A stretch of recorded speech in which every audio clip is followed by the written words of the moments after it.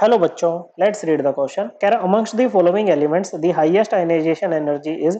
चार एलिमेंट्स की electronic configuration लिख के दे रखी है, बताना है कि हाईएस्ट आयनाइजेशन एनर्जी किसकी होगी। तो आयनाइजेशन एनर्जी क्या होता है बच्चों? आयनाइजेशन एनर्जी होता है the amount of energy required to remove an electron from isolated gaseous atom और आयन। ओके बच्चों, और जो आयनाइजेशन एनर्जी होती है ना, वो जनरली डायरेक्टली प्रोपोर्शनल होती है इफेक्टिव न्यूक्लियर चार्ज के। इफेक्टिव न्यूक्लियर चार्ज क्या है? जैसे बच्चों, ये इलेक्ट्रॉन है जिसको निकालना है, अंदर न्यूक्लियस है, तो न्यूक्लियस इलेक्ट्रॉन को कोई ना कोई चार्ज लगा के अपनी तरफ खींच रहा होगा बच्चों, इसको बोलते हैं न्यूक्लियर चार्ज। जेड से रिप्रेजेंट करते हैं, ये होता है नंबर ऑफ प्रोटॉन्स के इक्वल। ओके, लेकिन अंदर वाले इलेक्ट्रॉन्स क्या कर रहे होंगे बच्चे? इस न्यूक्लियर चार्ज से इसको शील्ड कर रहे होंगे बाय इंटर इलेक्ट्रॉनिक रिपल्शन, और ये इसको बाहर की तरफ धकेल रहे होंगे बच्चे इंटर इलेक्ट्रॉनिक रिपल्शन से।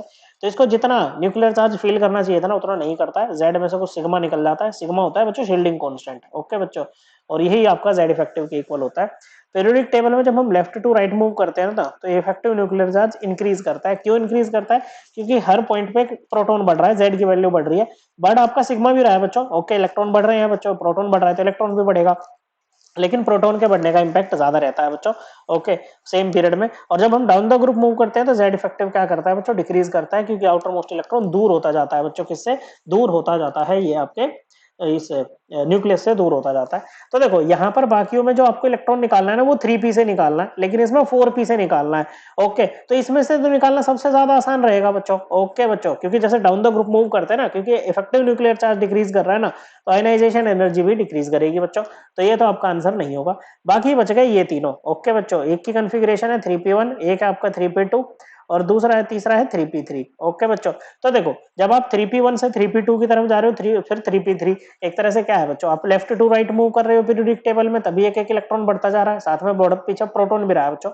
ओके, तो क्या होगा बच्चों? इफेक्टिव न्यूक्लियर चार्ज क्या करेगा? इंक्रीज करेगा, तो आयनाइजेशन एनर्जी भी क्या कर जाएगी? इंक्रीज कर जाएगी बच्चों।